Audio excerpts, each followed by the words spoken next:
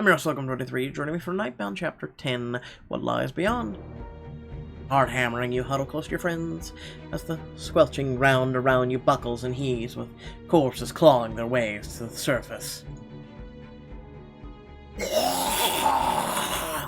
Walking Dead starts now! Nick, there are dozens of them. What do we do? Face stormy, Nick hefts his crossbow on his shoulder, angling his body in front of yours. We fight like hell and you stay behind me, got it? But I want to help. I can't just stand here like an idiot while you take on a whole zombie horde. If we're gonna have any chance of making it out of here, you need my help. You can help by staying alive. The corpses shamble towards you, hissing, their jaws grotesquely unhinged and hanging askew. You think they're after me? I don't think so. More likely this is a defensive perimeter triggered by our arrival. Which means they won't be particular about who they sink their teeth into. Katrina whips out a set of three-pronged sai, assuming a defensive stance. Beside her, Vera grimly peels off her gloves. Something tells me this is gonna get nasty. Growling deep in his chest, Cal shifts to wolf.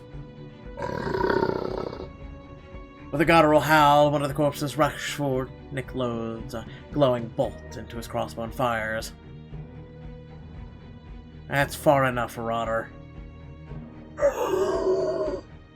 Skin withers and peels back over gleaming bone as pale fire consumes the zombie's flesh. Seconds, the corpse crumbles to dust. Hell yeah, I'm starting to worry Luke had sold me a bum batch of these. What are y'all waiting for, invitation? Let's waste these ugly bastards. Catherine whirls into a battle with a sigh. Cal springs into the fray with claws bared and a scything corpse in two. Dark veins flicker Rivera's bare hands as two zombies converge on her. She lunges forward, slamming a palm against each of their chests. Black tendrils race over the soggy flesh, turning their skin slick and hard. As the two zombies crumble and gnash, one of the corpses focuses on you, decaying face, livid with fury. Oh! You scramble back as it lurches forward toward you, frantically scanning the marshy ground for any weapons. Grab a rock, a stick. Vince is the big stick. Found a gnarled, half-rooted branch on the ground, covered in sticky shreds of fern and leaves. You lunge before the zombie rushes at you. Over here, ugly. Just a little closer, that's it. The corpse closes the distance between you, its blackened, glistened maw yawning wide. You wait until its fetid breath rushes over you. Yeah! With all your might, you swing the soggy branch at the zombie's face. It impacts with a wet crunch, snapping it in half.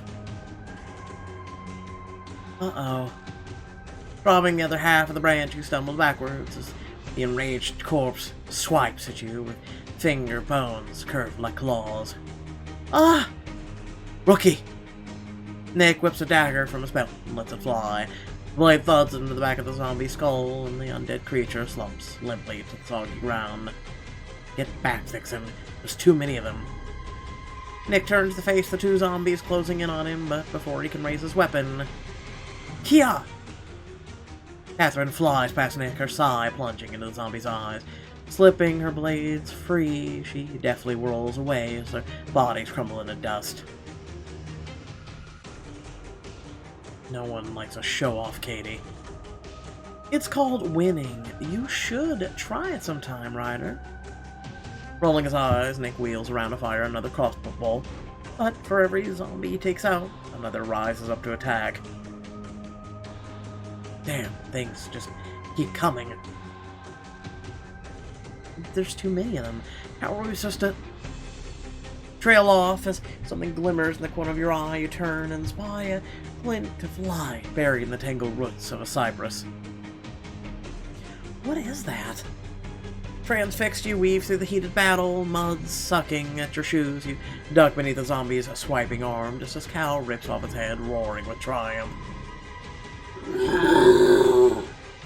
Reach the base of the tree and clear away the packed mud, revealing a small wooden chest tucked beneath the roots. What the hell? Reach toward it cautiously, unhooking the latch, and the lid swings smoothly open to reveal the elegant curve of a hunting horn carved with strange, swirling runes. Your fingers brush the smooth surface of the horn, and a wave of power surges in you, the very air around you ringing like a struck bell. Holy. Suddenly disoriented, you struggle to make sense of the thoughts and sensations riding through your skull.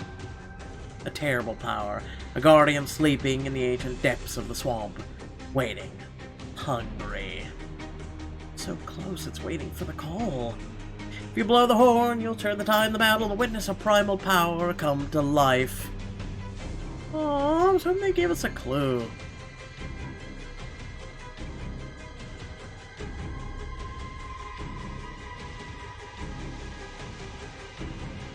Oh, excuse me, I had to sneeze.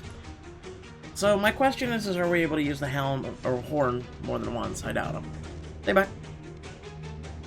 Probably shouldn't go around blowing magic horns. I find them in the mud.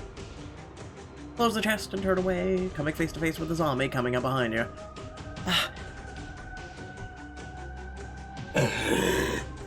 Darling, the zombie lurches forward, its cracked nail slashing open your forearm. You stumble back, clutching your bleeding arm as the leering corpse advances, reaching for you. Then it stops, letting out a choked cry as its body crumbles into dust, revealing a stricken Vera. Vixen, you're hurt. It's fine, it's just a scratch. Let me see. Tugging her glove back on, Vera gently examines your wounds. Behind her, battle seems to have slowed. Catherine and Nick dispatching the last of the few zombies with cold efficiency. A dark ashy cloud of corpse dust sifts through the swamp, but the churning up soil lies still. Did we really get them all? So, do you think the horn was still worth it? I'm just saying. Looks that way. I poofed a bunch of them to myself. My hands are actually sore. I didn't even know that could happen.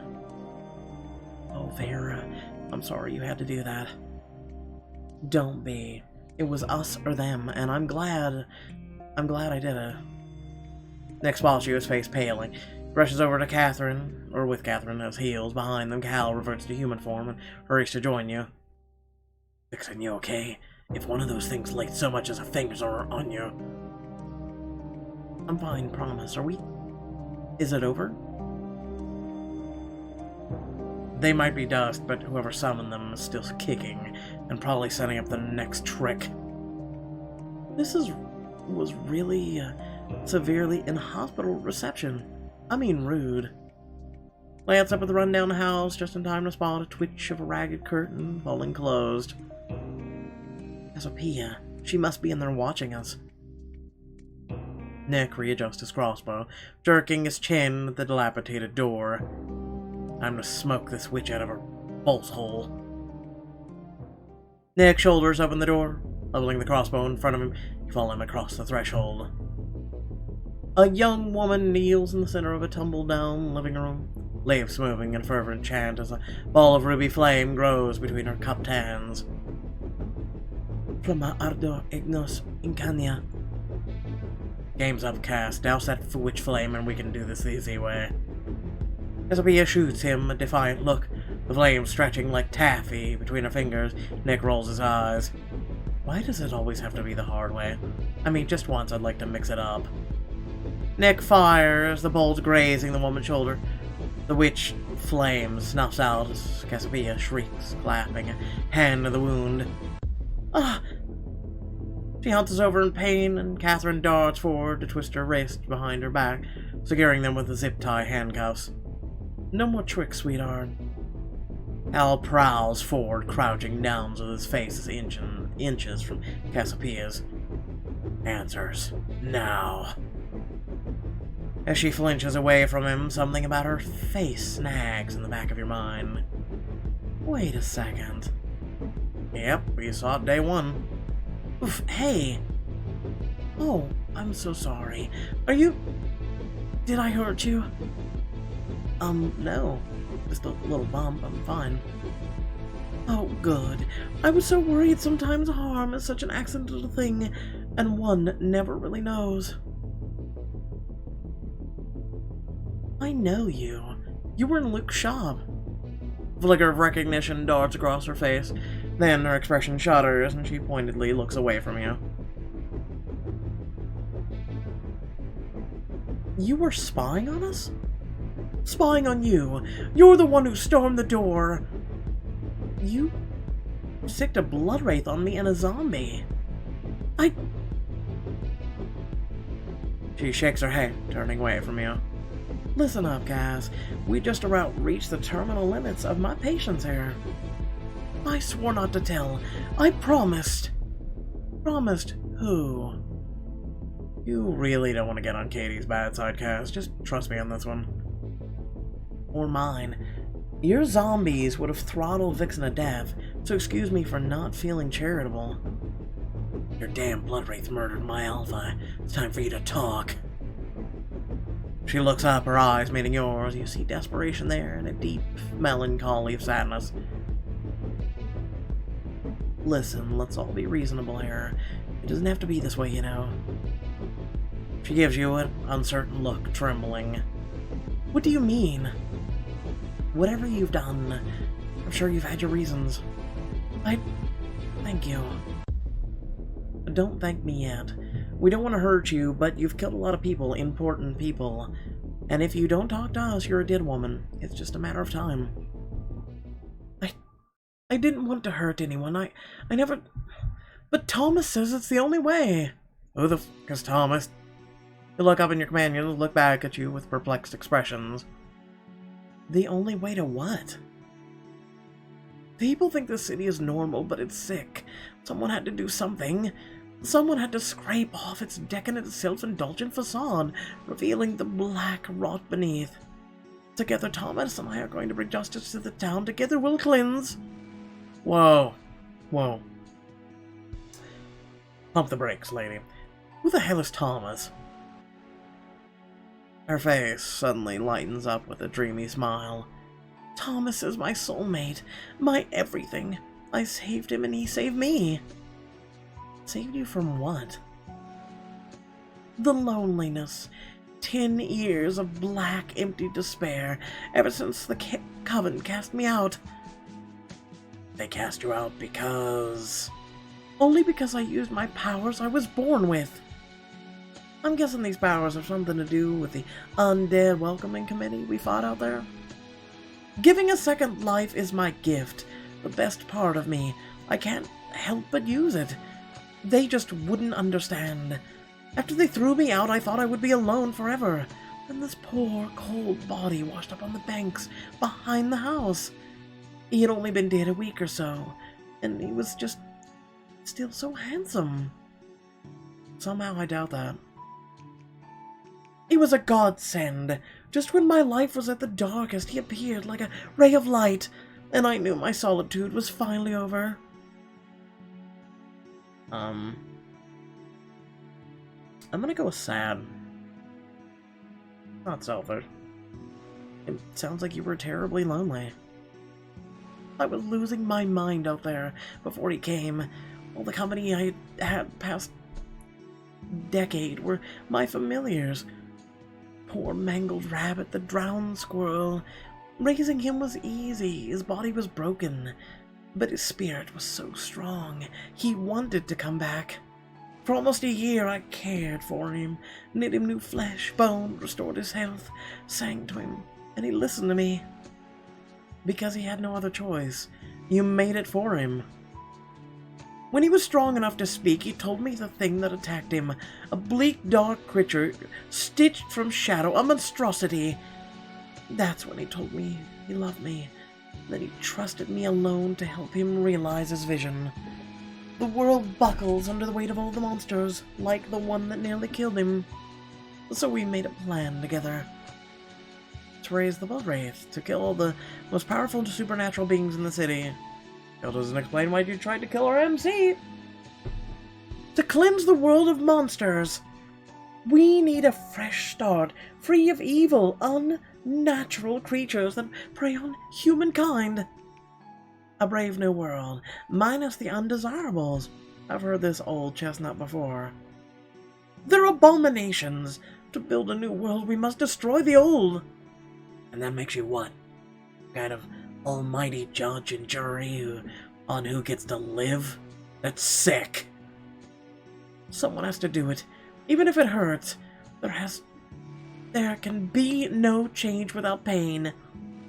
Do you really believe that? Because it sounds like a speech that someone wrote for you. Of course I believe. She looks away, unable to meet your eyes, and a tiny glittering tear materializes next to her temple, hovering in place. If only you knew. If you knew what it was like before, you'd understand. If you touch the monster tear, you'll see the world through her eyes and discover how and why she created the bloodwraithe. See? And everyone's like, what do you use your diamonds for? And I'm like, hey! Just skim the tear's cool surface with your fingertip. The decrepit living room dissolves around you.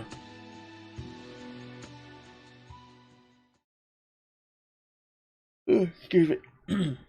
And you find yourself standing in a bright, lovely park on a summer's day, the gleeful cries and laughter of children echoing all around you. Cass, sweetie. Sweetheart, catch. Turn to your father, grinning as he tosses a stripped ball to you. Hey, it's the college graduate from Heartfelt and her father. Got it. Look, Mama. Wonderful, lovely. Okay, now toss me the ball, Cassie. Noise captures your attention. A pitiful chirping gurgle. Frowning, you turn towards a nearby tree, where a sparrow lies, crumbled beneath the roots, or between the roots. Its wings fluttering feebly. The ball slips through your hand, and you wander towards the tree. The birdie's heard. The bird's wings beat weakly once, and then go limp. You feel the moment the spark of life flees its body. Its spirit flits beyond the veil, hovering still within your reach. Yes, love, what are you looking at? Your feet carry you the rest of the way to the tree, and you drop into a crouch, running your fingers over one limp, feathered wing. You hum to the sparrow, a lilting, wordless melody that slips through the gaze of the veil separating life from death. Cass, what are you... Oh, Cass, no.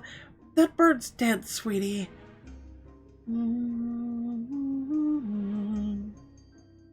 As you sing, stroking the bird's feathers, you feel its rigid muscles loosen, its heart stutters back to life.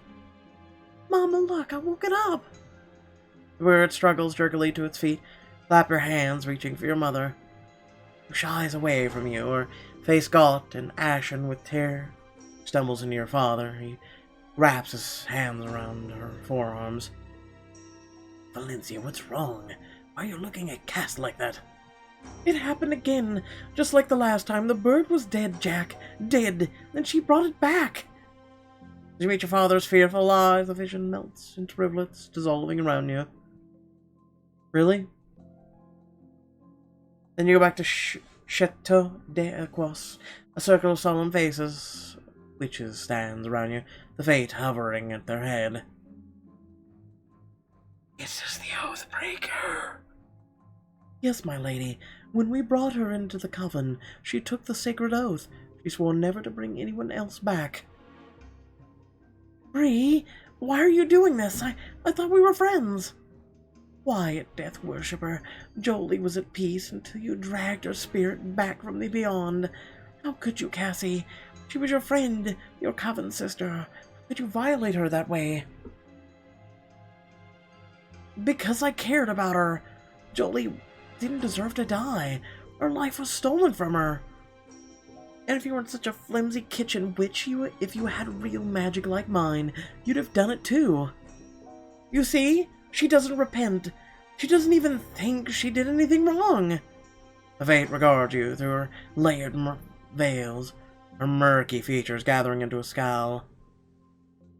Witch Cassiopeia, you betrayed our oath. Necromancy is a crime against nature itself. But then if you will not or cannot control it, this world will suffer misery at your hands. I cannot allow that. You are exiled from this coven and all of New Orleans. You will not return. You will not. The faint's voice recedes and then fades entirely at the scene, dissipates around you. Reeling, you hurtle headlong into another vision. You sit limply against the wall of your cabin, staring down in your cup of birch, twig, and dandelion tea. Do you think it'll rain today? The frog on your windowsill stares blankly at you, blood slowly oozing from a deep puncture wound on its belly. That'll be nice, won't it? A little rain. Maybe we could go for a swim. We'd have to keep an eye out for that mean old heron, but she has really out for you. Almost wasn't enough of you to bring back. You peek out through a gape in the shutters. The riverbank seems empty of any living things. But there is something else. Oh my! The teacup falls forgotten from your hands as you scramble to your feet. Flinging open the front door, you sprint outside. Falling to your knees on the mud-choked riverbank, you lean over the man's waterlogged, ruined body.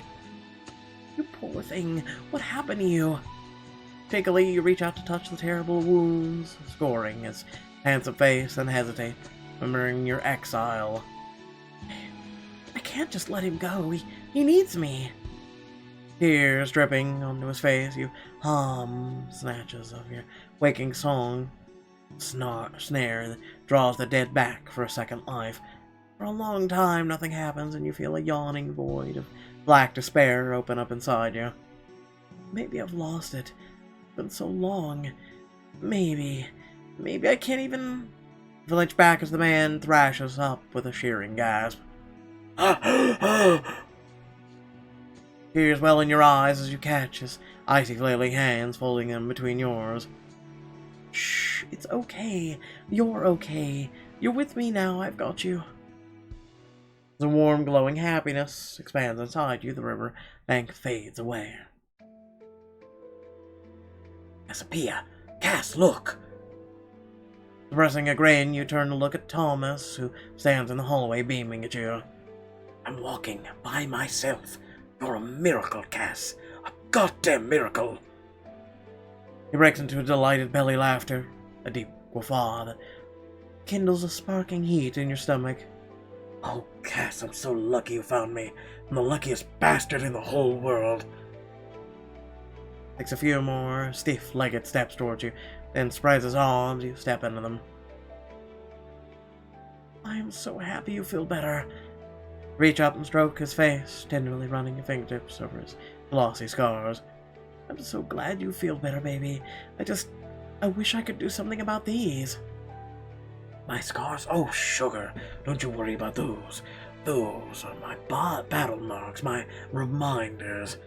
They help me remember that every day's a gift, Cass, a gift you gave me.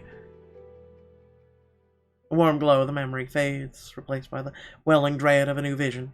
You kneel in the living room in front of a roaring fireplace. Bleached bones lie in a heap in front of you, and you sprinkle them with ochre, mesonite, and mandrake, chanting under your breath. Is it working, Cass? Can you feel it? I'm almost there, Thomas. Promise. So close, the bones of the persecuted witch. All the blood herbs. I need this, Cassie. We need this. They have to pay. All of them. They have to. Of course, Thomas. Of course. I know. Let me try again. Wipe a hand across your clammy brow. Take a shaky breath. Your whole body aches, your mind fuzzy with lack of sleep. It has to work this time, and it has to, please. Claw on blood, claw on bone. Bloodied flesh, endless stone. Soar with the zephyr, shriek with the... The words wither in your mouth and a howling tempest rips through the room. Your hair rises from with its force, and the bones lift up, whirling around. You did it! You actually did it! The bones take on a hunched, grotesque silhouette, pale, hateful eyes glittering from withered sockets.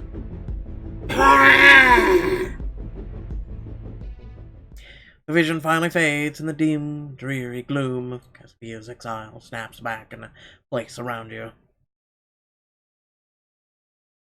3 more tears to go.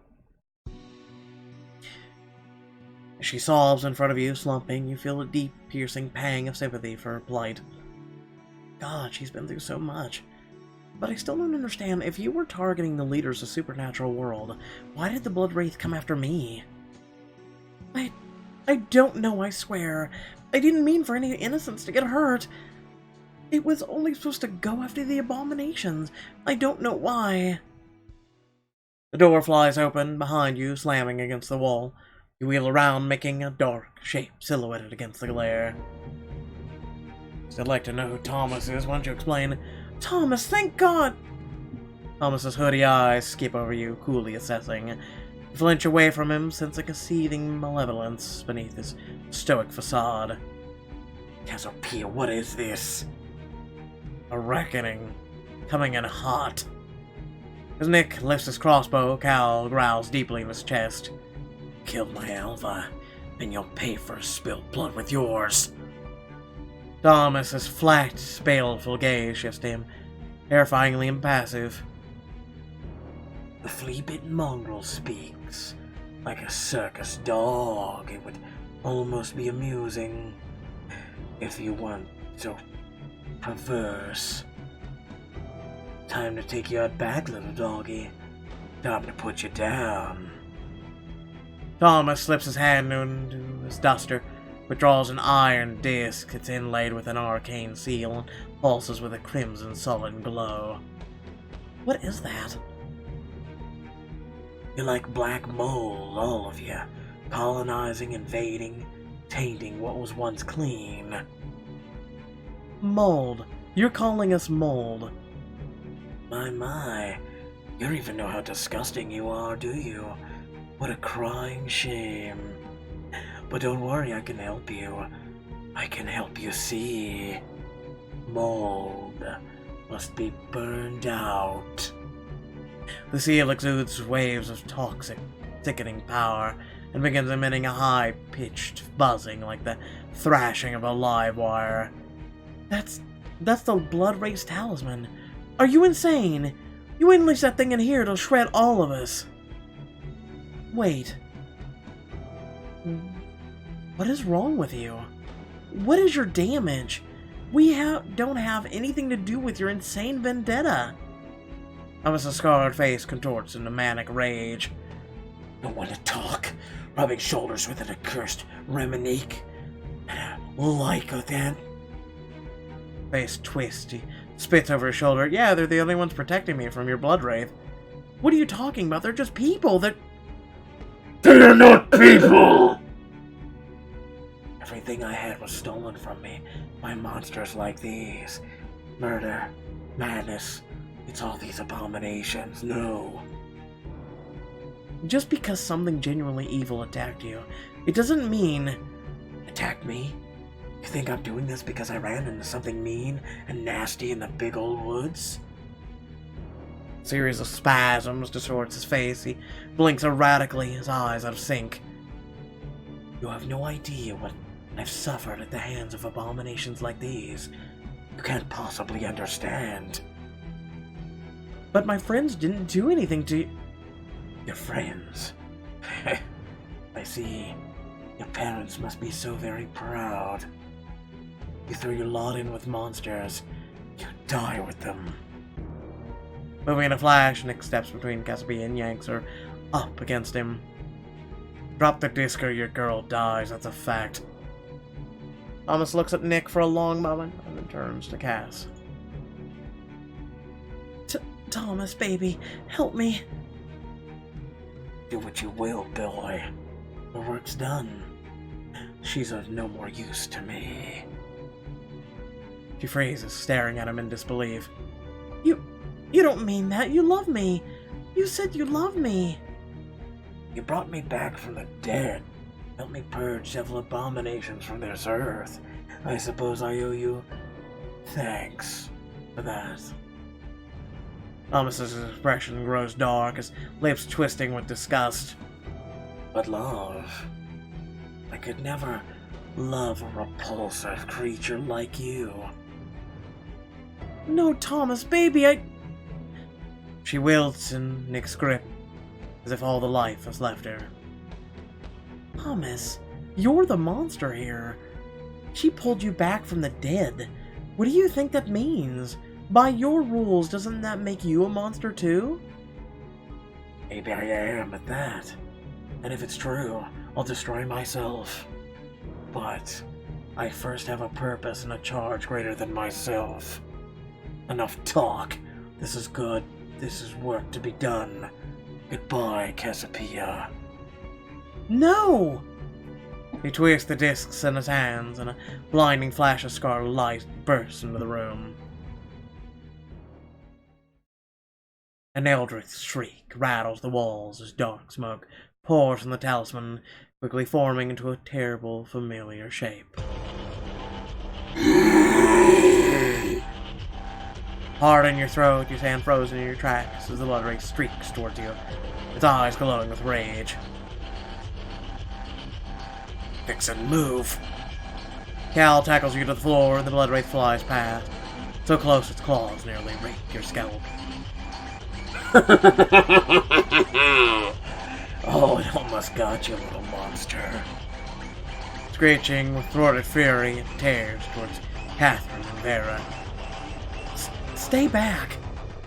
Vera reaches for the hem of her glove, but Catherine leaps in front of her, throwing up one ringed hand. Not today, you miserable carrion feeder. One of Catherine's rings blaze with a white light, and a glowing shield snaps into place around her and Vera. The bloodwraith slashes and tears at Catherine's shield to no effect. Enraged, it turns, and its empty gaze falls on the limp form of Cassiopeia. Oh, no you don't. Nick raises his crossbow, and the bloodwraith howls as the holy light arrow hits it square in the forehead. Nick curses, struggling to reload. Cassiopeia, Cassie, we've gotta go. Move, damn it! Nick drags her sideways, but she suddenly pulls against him, twisting out of his grip. Just go. We're not... Nick lunges for her again, but the bloodwraith is faster. Claws lash out with a cruel size. A spray of hot blood splatters across the room. She collapses bonelessly as the bloodwraith tears through her with like a knife through gauze. As her lifeless body tumbles to the floor, you remember her playing with her parents, cupping the dead bird in her small hands. Cassie, I'm so sorry. Vixen, come on. Cal hooks an arm under you and tugs you to your feet. You spill outside as Catherine and Vera's heels and Nick pounding right behind you. What are you waiting for? After them.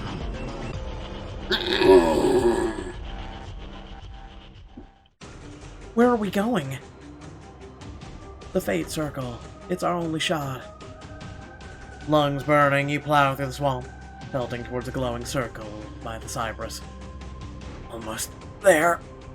Still running, Nick fires another bolt over his shoulder, nearly slipping on the swampy ground. Faster, it's coming. You risk a glance over your shoulder and immediately regret it.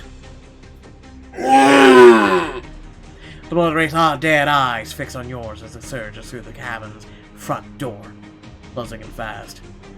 No. Vixen, jump! Turning, you see the shimmering, opalescent portal hovering just a few feet away. Push yourself into one last desperate sprint and leap.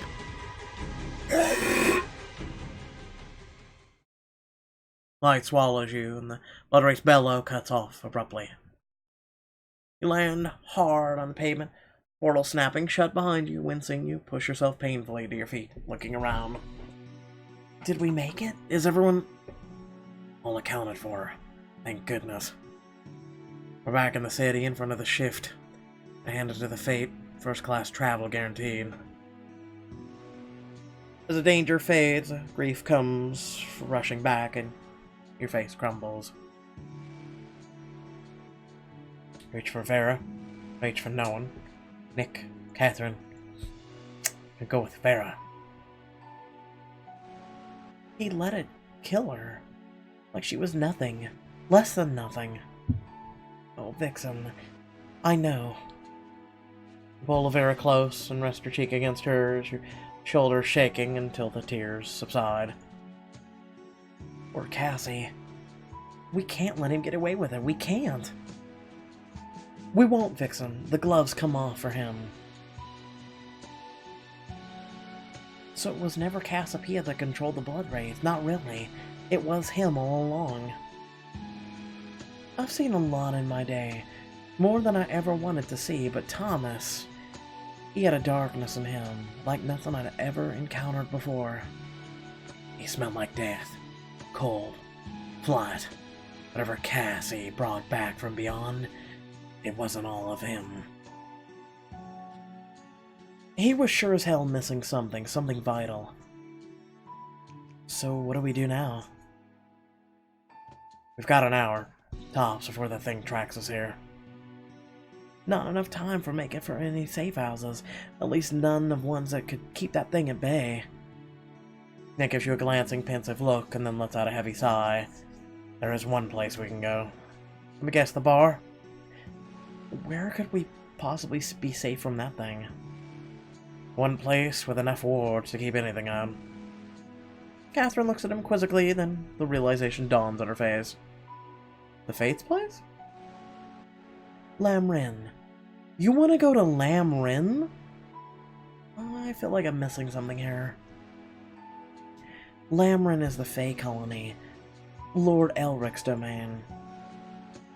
Nick, why the hell would Lord Elric let us darken his door? He'll have to, because I got one final card left to play. Here's hoping it works. Will Lamrin open its doors to you? What if Nick's final card? Keep playing to find out. Well, hope y'all did enjoy. Please remember to like, share, and subscribe. Head down the description below. Links to social media, Discord, and if you'd like to support me and my content. I feel like one of the last tiers for this will be Thomas's tier, if he is truly the bad person. Now, the question is, that's something I don't think we're going to have answered probably until the end of the book, or if not at all, is who's paying Nick? Now remember, there's someone who's really rich, who's really powerful, that we haven't met yet, or not that we know of, that paid Nick to protect us, basically. So the question is who is that person? I'd like to find out, but I guess we'll see. Without further ado, please remember to like, share, and subscribe. Head in the description below, links to social media, Discord, and a few links to support me and my content. And speaking of which, hey, are you guys a fan of Sims? You guys may be a fan of a lot of other games that, you know, maybe you never got a chance to play or you'd like to see. Well, you know, we're doing Sims 4 right now on Twitch. So you guys should consider coming over to Twitch, watching that. We also finished up Days Gone. That was a long, long journey. Also, Final Fantasy IX was a wonderful journey as well. And a lot more other games that we just do on and off, as well as are planning to do. So you really should consider coming over to our Twitch channel sometime and just hanging out. So without further ado, thanks for watching, and I'll catch you all in the next video. Peace.